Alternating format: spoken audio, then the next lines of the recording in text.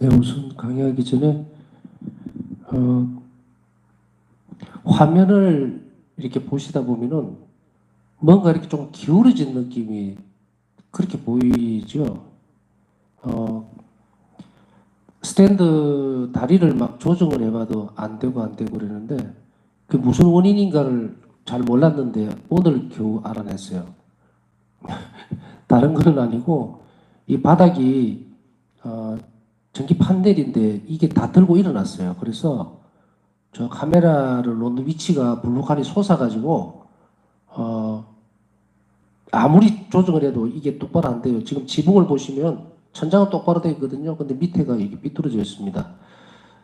뭐 바닥에 물도 새고 여기저기 뭐 난리도 아니고 이게 여력이 없어서 어, 지금 손을 댈 엄두가 안 납니다. 그래서 보면 약간 제대도 막 기울어져 있는 것 같이 그렇게 보이는데 제대 기울어진 거 아닙니다. 제대는 카메라 놓는 위치가 좀 그래서 그런데 보시기가 조금 불편하시면 방법은 하나밖에 없습니다. 지금은 고개를 왼쪽으로 약간 이렇게 기울여서 보십시오. 그러면 똑바로 보일 거니까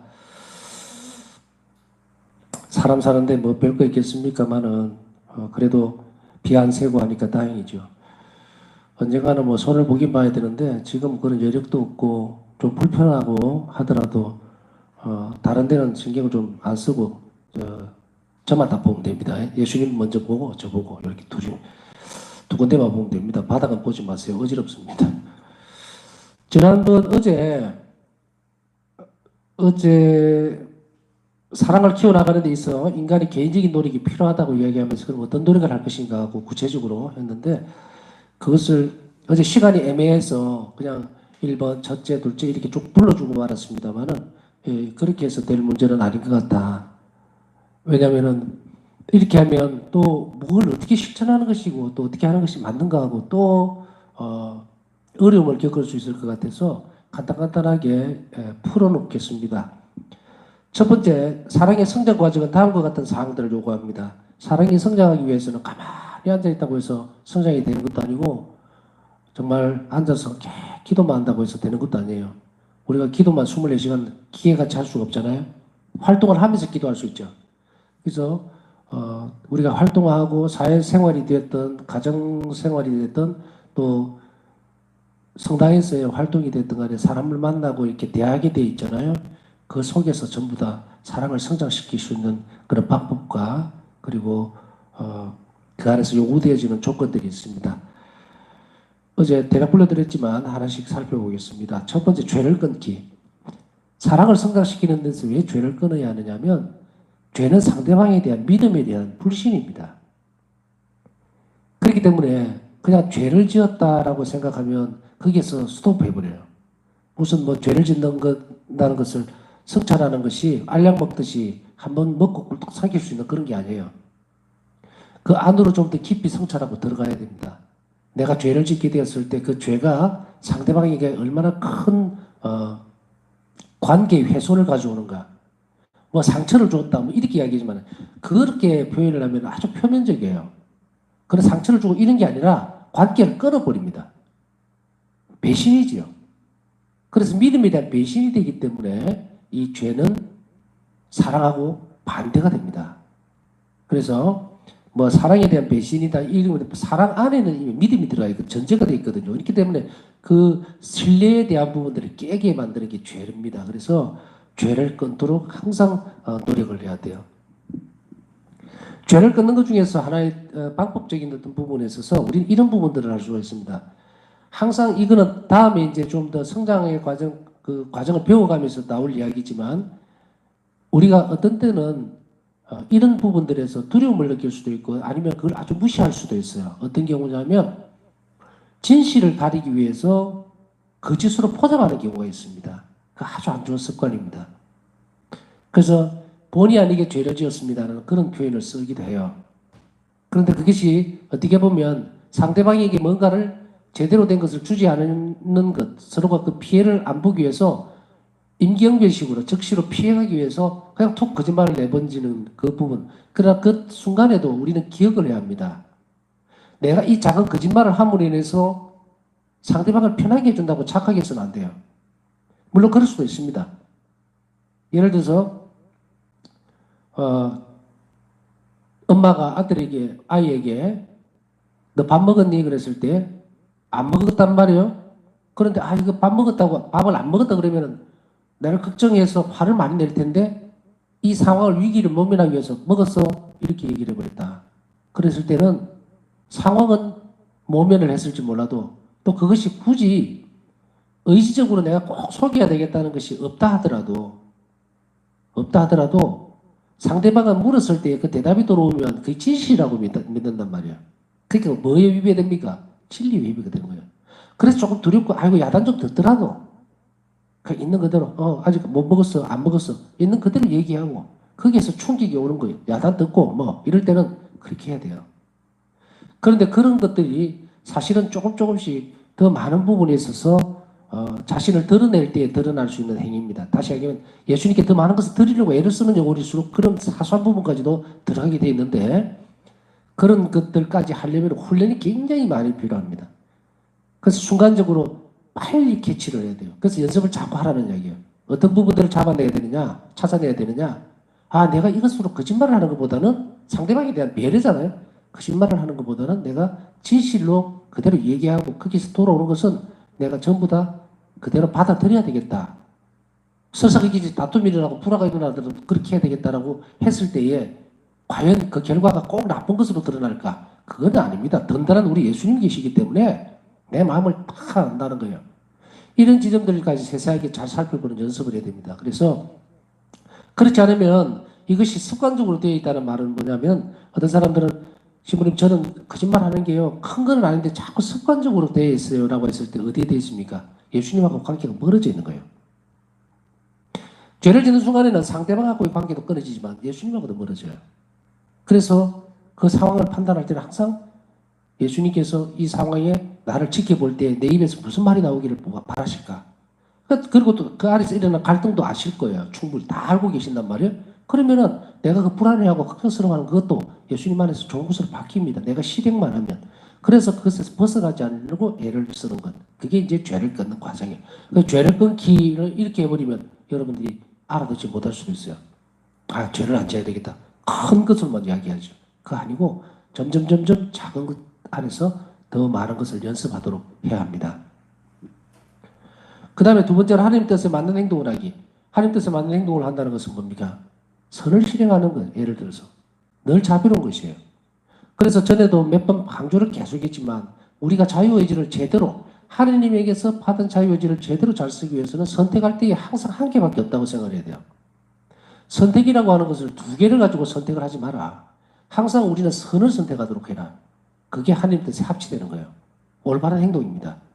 그것이 설사 아까 얘기했듯이 그런 잘못된 어떤 신호를 줄 수 있고 잘못된 결과가 나올 것 같아서 두려워할 수도 있어요. 그때는 기도하십시오. 속으로. 주님 도와주십시오라고 이야기하고 해야 돼요. 그래서 우리가 갈등을 일어나는 가장 큰 요인은 뭐냐면 이것을 할까 저것을 할까라고 두 개 내지는 여러 개의 선택지가 있을 때 한 개를 선택해야 될 때 갈등이 일어나는 거예요. 그러나 우리가 하나님의 사람으로 살아가면서 평화롭게 살기 위해서는 평화롭게 지내기 위해서는 이게 투쟁이거든요. 그때는 뭐만 해야 되느냐? 항상 나는 선을 실행하기 위해서 나는 자비로워지다가 미끄러지는 건 어쩔 수 없어요. 그건 아무렇지 않습니다. 철봉에 매달려 있을 때 예를 들어서 아주 어린아이를 거기에 매달아 놓으면 툭 떨어져 버립니다. 근데 조금씩 큰 사람이 나이가 좀 몇 살 더 먹은 아이를 올려놓으면 한 개, 뭐 1분까지는 안 가도 뭐 10초든 5초든 견디겠죠? 성인이 그게 매달리게 되면 이제 힘이 있으니까 더 오래 가죠. 마찬가지예요. 우리가 실행할 때 이런 부분들은 툭 떨어져 버릴 수도 있어요. 그러나 우리가 선을 선택하기 위해서 하다가 미끄러지는 거하고 아예 작정하고 선을 선택 안 해버리는 거하고는 완전히 다른 문제입니다. 하나님 보시기에 예수님은 그 영혼은 감싸줄 수가 없어요. 예수님은 과정을 항상 잘 보십니다. 과정을 보는 거예요. 결과는 얼마든지 만들어낼 수가 있거든요. 그 과정에 우리가 얼마나 모든 혼신 노력을 다 했느냐를 보는 것이기 때문에 우리는 이것을 잘 선택해야 되고 잘 알아들어야 됩니다. 자칫하면 굉장히 잘못된 영혼이 선택이 되어버립니다. 영혼이 잘못 선택되어진 길을 갈 수 있어요. 뭐냐면 결과만 중요시하는 것. 그래서 그 결과가 제대로 안 나오면은 내가 하나님 뜻에 맞도록 행동 못한 것 같이 착각을 하지만 그렇지 않습니다. 과정, 내가 주님을 사랑하는 그 마음으로 또 주님의 뜻을 따르는 그 마음으로 그 일을 실행해 나가, 동기가 그곳에 있어서 실행해 나가다가 넘어지는 것은 100번 넘어져도 괜찮아요. 우리 힘이 흔들리는 건 어쩔 거예요. 그런 은총은 항상 일어날 수 있도록 우리 도와주죠. 그렇기 때문에 사랑을 하나님 안에서 성장하기 위해서는 과감하게 도전할 필요가 반드시 있습니다. 그것을 겁내는 영혼은 하나님과의 관계를 맺을 수가 없어요. 그 다음에 세 번째로 자신의 삶에서 하나님을 첫 자리에 모시기. 어제 이 부분 잠깐 얘기한 것 같은데 뭔가를 선택할 때 내가 선을 선택할 때는 하나님을 첫 자리에 모시는 거예요.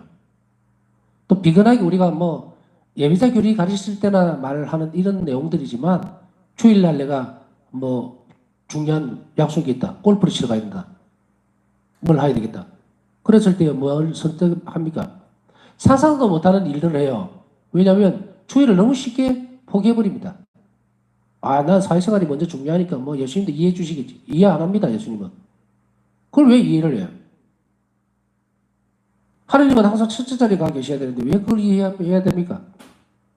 사회생활이 됐든 만남이 됐든 일이 됐든 대수사가 됐든 하나님 손앞에 다 하나님 안에 뜻 안에 다 있는 거예요, 그거. 그런데 그것을 원주인이신 주님을 내 삶의 자리에서 몰아내고 그걸 선택하는 것이 맞다?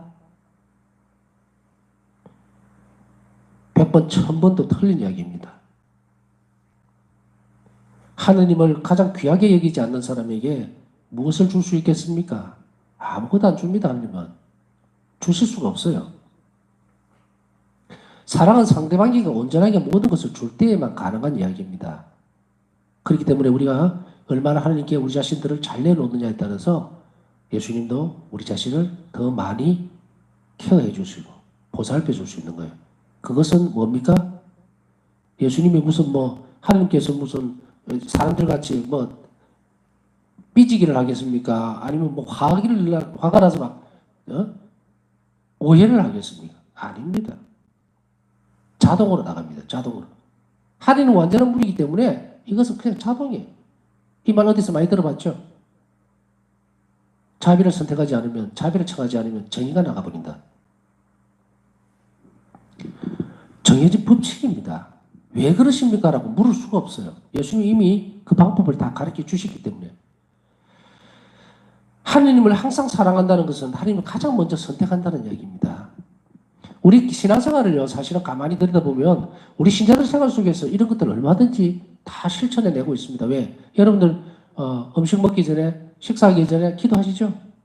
물론 뭐 여러 가지 상황들이 있더라고요. 보니까 뭐 예를 들어 회사 다니는 사람이 직원들하고 혹은 동료들하고 갔는데 식당에서 혼자서 성우 끌려고 그러니까 이상하고 이러니까 책상 뭡니까 식당 탁자 밑에다가 십자가 쫓겨나게 긋고 속으로 기도하는 그런 우스기가 아니에요. 실제로 그런 이야기 하더라고요. 그래도 뭐 기도라도 해서 다행입니다. 그래서 식사를 하기 전에 전후 기도를 하고 이렇게 하는 것도 시키는 것도 뭡니까? 정말 놀라운 일이에요. 그래서 이것을 주신 하나님께 감사드리고 내 공로가 아닌 그래서 하나님 그런 기도를 통해서 하나님 어디에 모십니까? 내 노력하고 상관없이 첫째 자리로 옮겨놓죠. 늘 우리 기도, 신앙생활의 구석구석에 이런 것들이 많이 있다는 것을 우리가 잘 안다면 성실하게 잘 실천할 필요가 있습니다. 그 다음에 하나님께 경배하고 감사드리기. 감사를 드리는 요소는요. 다음에도 반복해서 나올 겁니다. 작은 은총에 대해서 아주 미소한 은총에 대해서 감사드리기 시작하면 그 은총이 뭘 한다? 다른 은총을 불러옵니다. 은총에 대해서 감사드리지 못하는 사람들은 은총을 훼손시키거나 폐기시켜버려요.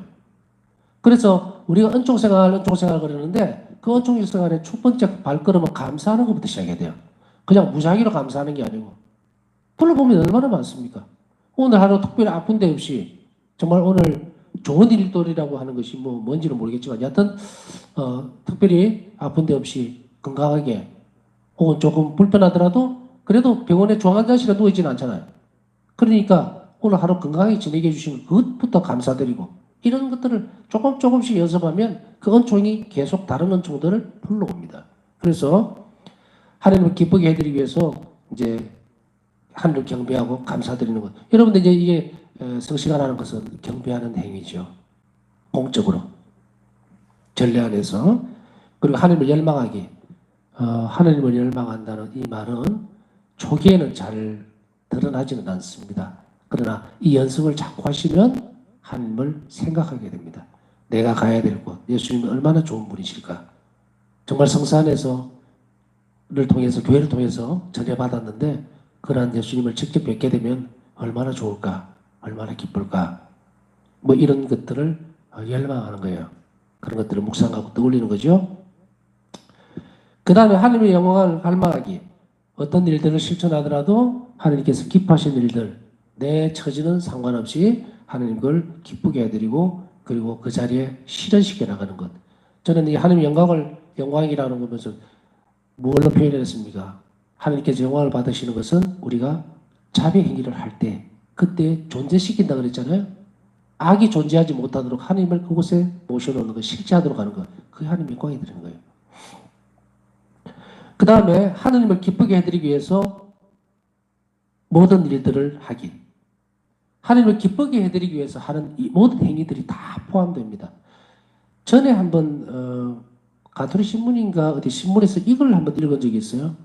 어떤 분이 자매님으로 기억을 하는데 항상 이렇게 성당에는 가도 한 십몇 년 이렇게 성당에 이제 신앙생활 했던 모양이래.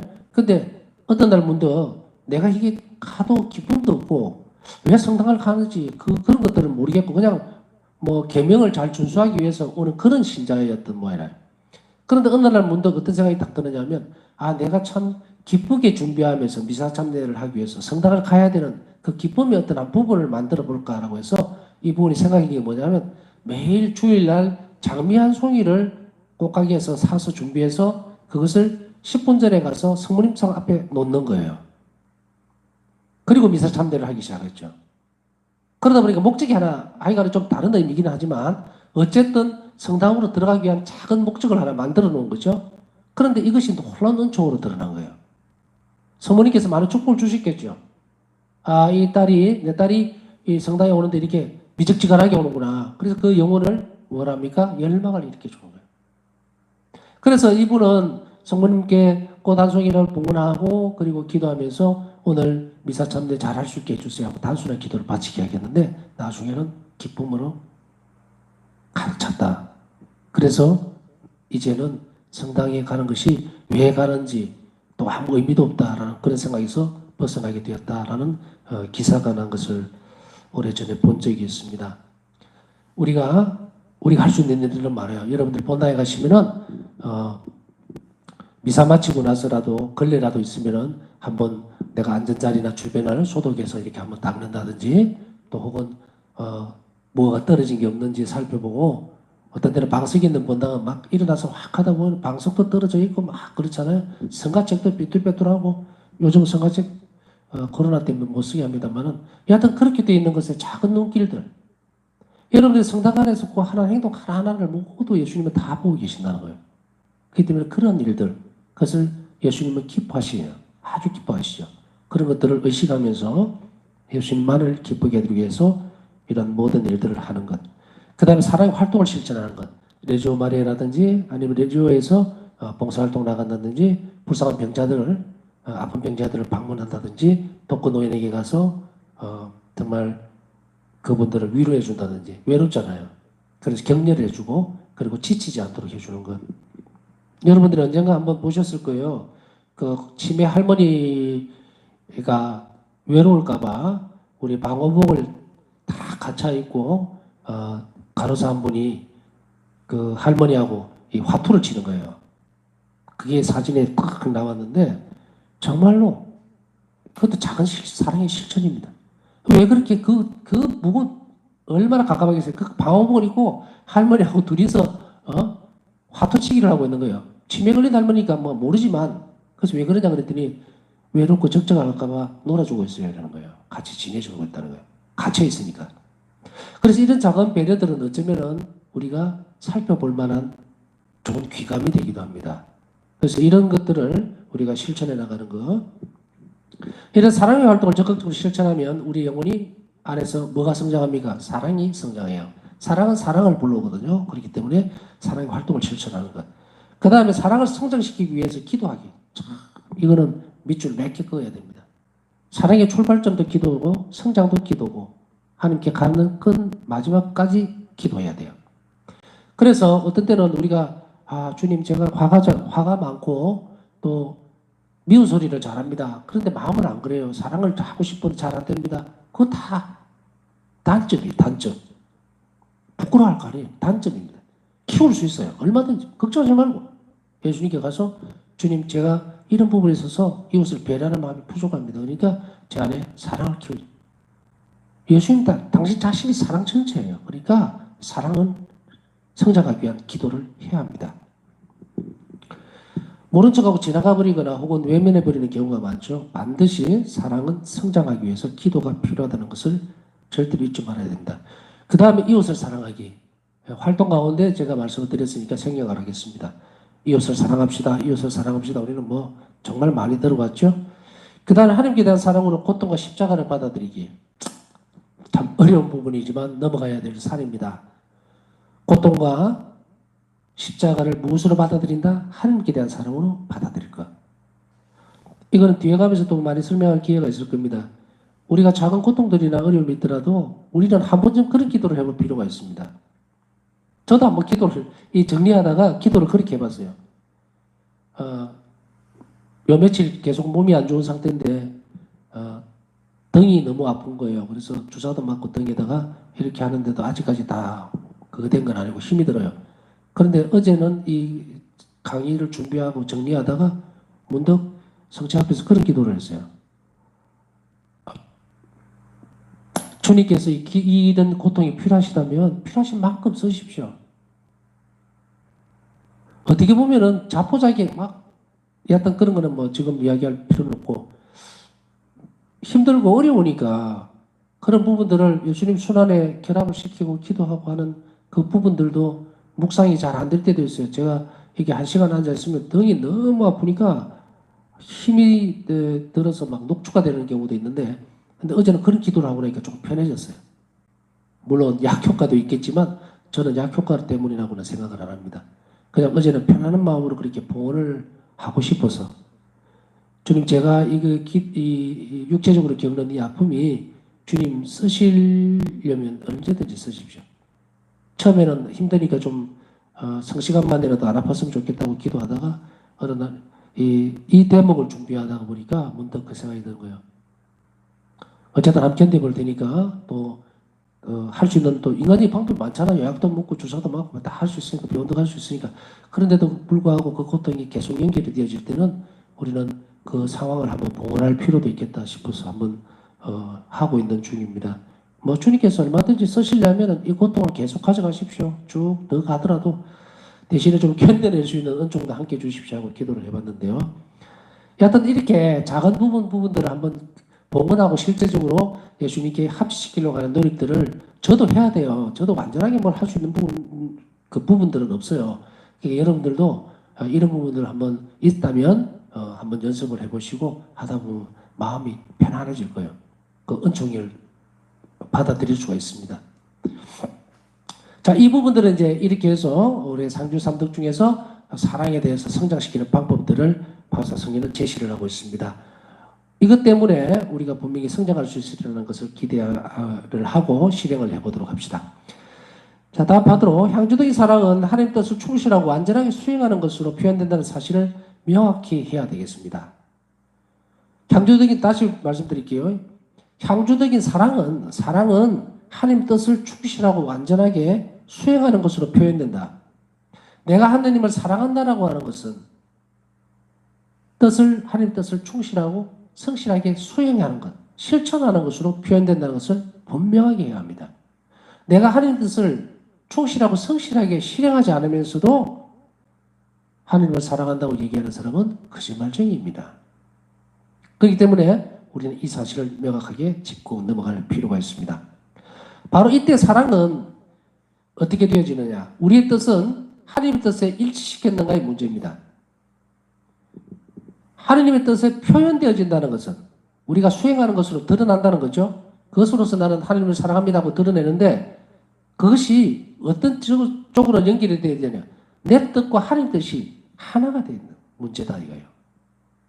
이것이 어긋나 버리면 실행하고 있는 것이 아닙니다. 어긋나 있어요. 그 다음 두 번째로는 다시 얘기하면 이 부분은 뭐냐면 하느님께서 원하시는 것을 나도 원하는가 하는 그런 문제입니다. 하느님께서 충실하게 이 땅에서 실행한다는 것은 내가 하느님을 사랑합니다. 그러니까 예수님께서 원하시는 것을 나도 원합니다. 라고 해야 돼요.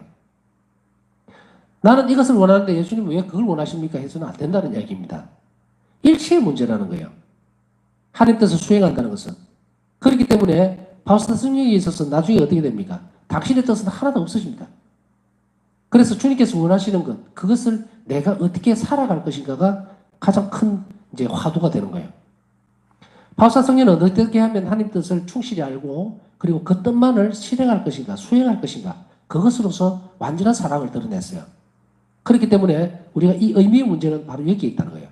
그래서 난 내 방식대로 하나님을 사랑하니까 내 마음대로, 내 뜻대로 실행하는 것이 아니고 항상 이게 실행하는 것이 예수님 뜻에 맞는가를 먼저 원하고 나는 왼쪽으로 가고 싶은데 주님께서 오른쪽으로 원하신다면 나는 왼쪽을 포기할 수 있는가의 문제도 분명히 드러나야 한다. 때때로 우리는 감당하기 힘든 어떤 상황에 놓일 때도 있습니다. 그렇지만 우리가 그것을 허락하실 때에 하나님이 나에게 좋은 걸 주시리라고 하는 확신이 없으면 그 일을 실행해 나가지 못합니다. 그렇기 때문에 우리는 무엇을 해야 될 것인가를 어느 만큼은 알고 있습니다. 내가 그것이 어렵고 힘들 때일수록 우리는 그것을 포기하려고 하는 성향이 굉장히 강합니다. 내 자존심이 상하고 또 내가 모욕을 당하고 이런 부분에 있어서 주님께서는 왜 이런 걸 나한테 주십니까? 라고 하는 것이 더 빠른 판단이에요. 잘못된 판단이죠. 그러나 주님께서 이것을 주셨을 때는 분명히 원하신다. 하나님 원하시면 내가 일을 해야지라고 하는 것은 그 다음 과정이에요. 높은 단계의 과정입니다. 그러나 첫 번째 부딪히는 부분은 내가 이 부분을 어디로 돌리느냐? 하나님께서 왜 이것을 나에게 주시나? 왜 나를 괴롭히시나? 왜 이 고통을 나에게 그렇게 허락하시나? 그렇게 반기를 들어서는 성장하지 못합니다. 올바르게 하나님 뜻을 수행한다는 것은 바로 그 부분을 실행해 나가는 거예요. 그래서 하나님 뜻과 나하고 일치시킨다는 말을 좀 더 살펴보겠습니다. 첫 번째로 하나님의 계명을 지켰는가?